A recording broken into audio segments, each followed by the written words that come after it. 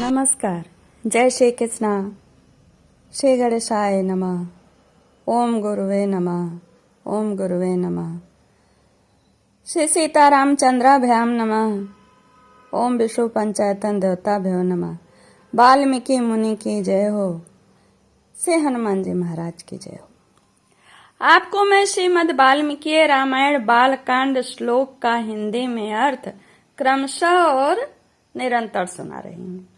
43 सर्ग तक मैंने आपको सुना दिया है और कई सर्ग से, मेरे ख्याल से 36 से 38वें सर्ग से ही श्री राम जी सीता स्वयंवर यानी मिथिला गमन पथ पर जाते हुए विश्वामित्र जी से गंगा जी की महिमा सुन रहे थे, पूछ रहे थे बार बार प्रश्न। और उस सर्ग से 38वें सर्ग से गंगा की महिमा श्री विश्वामित्र जी बता रहे हैं।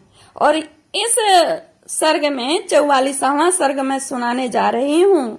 इस सर्ग में गंगा जी अवतरित हो जाएंगे पृथ्वी पर और उनके इस अवतरण कथा को सुनने और कहने वाले को पुण्य की प्राप्ति आखिरी में बताया गया है। आइए अब कथा सुनिए। चत्वारिंशः सर्गः। ब्रह्मा जी का भगीरथ की प्रशंसा करते हुए उन्हें गंगा जल से पितरों के तर्पण की आज्ञा देना और राजा का वह सब करके अपने नगर को जाना। गंगा अवतरण की उपाख्यान की महिमा, यानी इसको सुनने की महिमा आखिरी में बताया गया है। श्री राम, बड़े प्रेम से विश्वामित्र कहते हैं, श्री राम इस प्रकार गंगा जी को साथ लिए राजा भगीरथ ने समुद्र तक जाकर रसातल में, जहां उनके पूर्वज भस्म थे, यानी ये 7 धाराओं में निकली थी शिव जी की जटा से, वो आप 43वें सर्ग में पढ़िएगा तो 3-3 दूसरे तीसरे दिशा में गई और ये 7वीं धारा जो थी उनकी वो भागीरथी के पीछे पीछे वो चलने लगी थी, राजा भगीरथ के रथ के पीछे पीछे। और पीछे पीछे आते हुए रसातल में, जहां उनके पूर्वज भस्म हुए थे, प्रवेश किया। वह भस्म राशि जब गंगा जी के जल से अपलवित हो गई, तब संपूर्ण लोकों के स्वामी भगवान ब्रह्मा ने वहां पधार कर राजा से इस प्रकार कहा, नरश्रेष्ठ महात्मा राजा, सगर के 60,000 पुत्रों का तुमने उद्धार कर दिया। अब वे देवताओं की भांति स्वर्ग लोक में जा पहुंचे। भोपाल, इस संसार में जब तक सागर का जल मौजूद रहेगा, तब तक सगर के सभी पुत्र देवताओं की भांति स्वर्ग लोक में प्रतिष्ठित रहेंगे।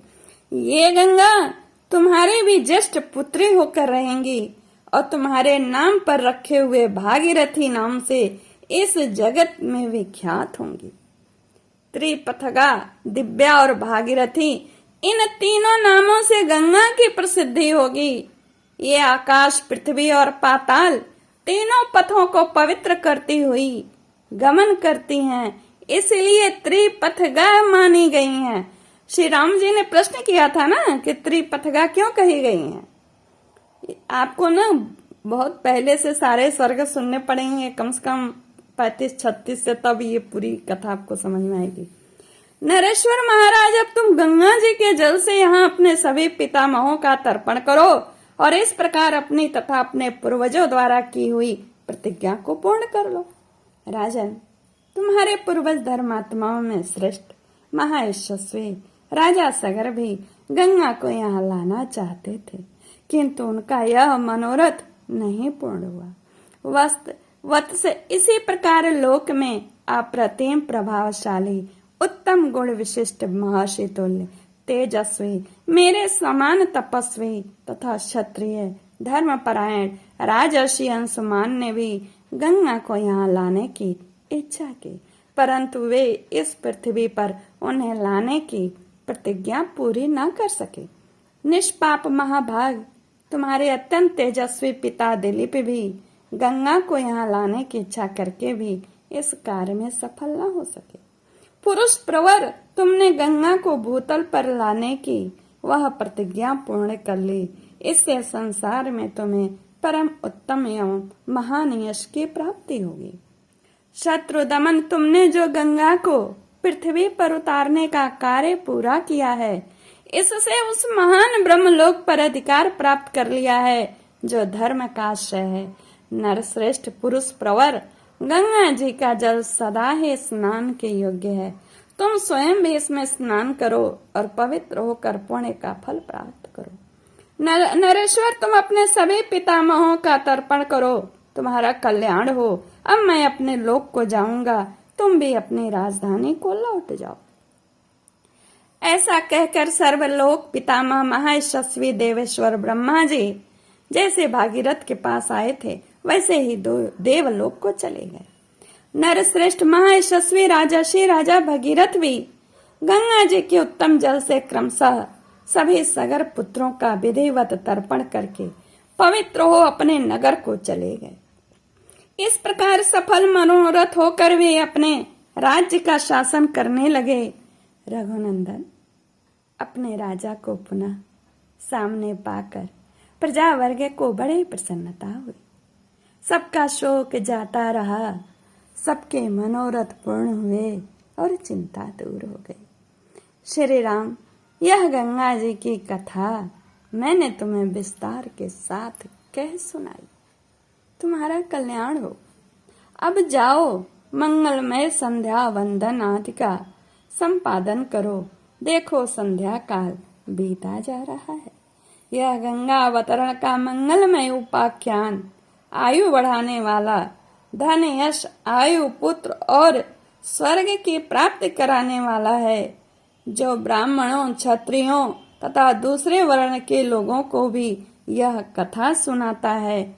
उसके ऊपर देवता और पितर प्रसन्न होते हैं। ककुतस्थ कुलभूषण जो इसका श्रवण करता है, वह संपूर्ण कामनाओं को प्राप्त कर लेता है। उसके सारे पाप नष्ट हो जाते हैं और आयु की वृद्धि एवं कीर्ति का विस्तार होता है। इत्याशय श्रीमद् रामायणे वाल्मीकि आदि काव्ये बालकांडे चत्वारिंशः सर्गः पूर्णः। श्री राम जय राम जय जय राम, श्री राम जय राम जय जय राम, श्री राम जय राम जय जय राम, श्री राम जय राम जय जय राम, श्री राम जय राम जय जय राम, श्री राम जय राम जय जय राम। बोलिए श्री सीताराम की जय। श्री सीताराम की कृपा हम सब पर नित्य हर क्षण बरसती रहे, हम सबको सुरक्षित रखें और सबको शुभता दीर्घायुता प्रदान करें। नमस्कार, जय श्री कृष्ण।